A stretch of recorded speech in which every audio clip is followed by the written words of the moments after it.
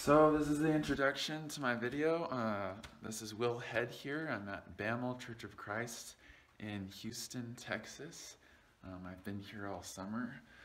There have been days where I felt like I was dying, and there have been days where I felt like I've found my life again.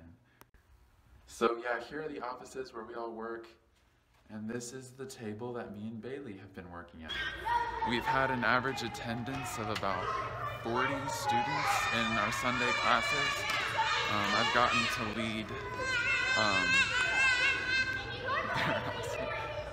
to lead about 4 lessons this summer. More than half of our time has been away from the church building doing camps or mission trips.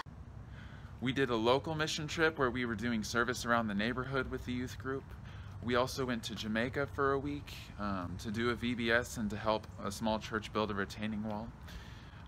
We've also been to 2 leadership camps at ACU, and we just got back from our own camp, just with our own students, and there were about 40 students at that camp. The days that we are in the... Oh, well, look, what do you know? The keys are already in there. That's great. Okay. So yeah, the days that we are in the office, me and Bailey are just usually doing busy work for our boss, Anthony. And here is the teen room where we have our lessons on Sunday. So that was my long intro. Now I'm gonna get into the real stuff. So I grew up in a small church, and this was gonna be the first time that I was ever gonna be heavily involved with a big church. I didn't know what to expect. I was wondering if it was gonna be much different. I was wondering if it was gonna be a lot like, you know, what you see on TBN.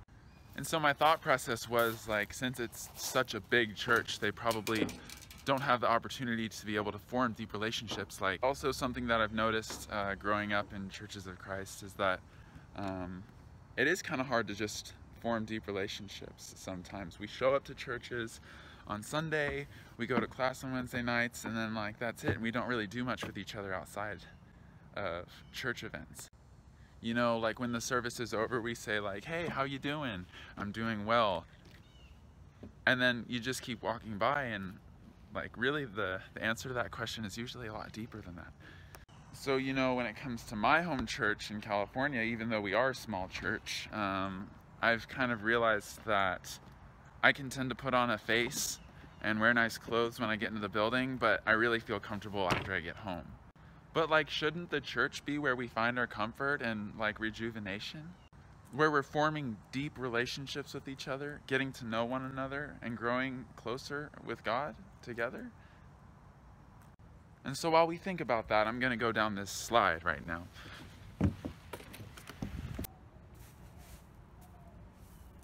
So the largest youth group I had ever heard of before learning about this internship was like 30 students.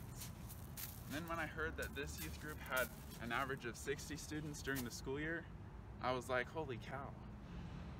And then I thought to myself, man, what a great opportunity to learn how deep relationships are formed within large youth groups. So that's been my overarching research question, and as you might have guessed, that's a mechanical puzzle. Now, I initially thought, you know, big youth group, big church, a lot of money, like all these relationships are just gonna be professional, you know? But I was actually quite surprised.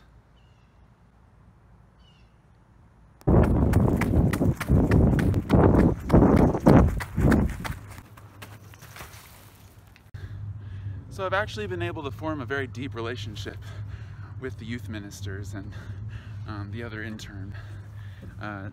They are very intentional with me. They ask me deep questions, they ask me how I'm doing, and they actually want to get to know me. I have a very, very deep relationship with all 3 of them.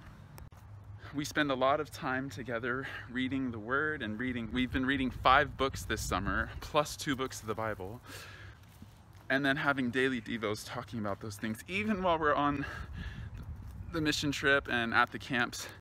Now the students, on the other hand, one sec. The students, on the other hand, it's taken me a lot longer to form a deep relationship with them. I generally only see them during church events. There have been a few times where I've been able to hang out with them outside of the church events, but I've had to read so much this summer that I literally have not had time. So I got just as deep as I expected to get with the youth group, which is good. It's good. Oh, I guess I'm home now. And so yeah, I grew very close with some of the students in the youth group, and some of them I hardly talked to at all. Some of them were eager to jump into a relationship with me and Bailey, and some of them just were completely fine with never talking with us, with a lot of people. And so one of the amazing things that Bammel has done for me is that they've placed me with a very loving and hospitable family for the summer where I can get away, rest, and rejuvenate. Oh, and there's my host mom right now. This is Kalai McCann. She's been very awesome to me this year. Say hi. Hello. Hi. So Kalai has grown a lot this summer because she's learned a lot about patience. With the little one-year-old I have? Well, no, I was talking about because you've been having me in your house. We love having Will here. We're going to miss Will. He's a human garbage disposal.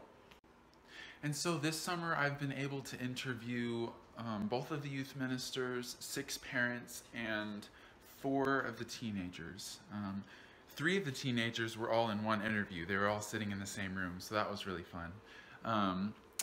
And something that I've learned is that usually their closest friends are not from the youth group. Their closest friends are kids from school, which is understandable because you're probably going to spend more time with kids from school than you are with kids from the youth group. I like one of the things that Anthony shared with me.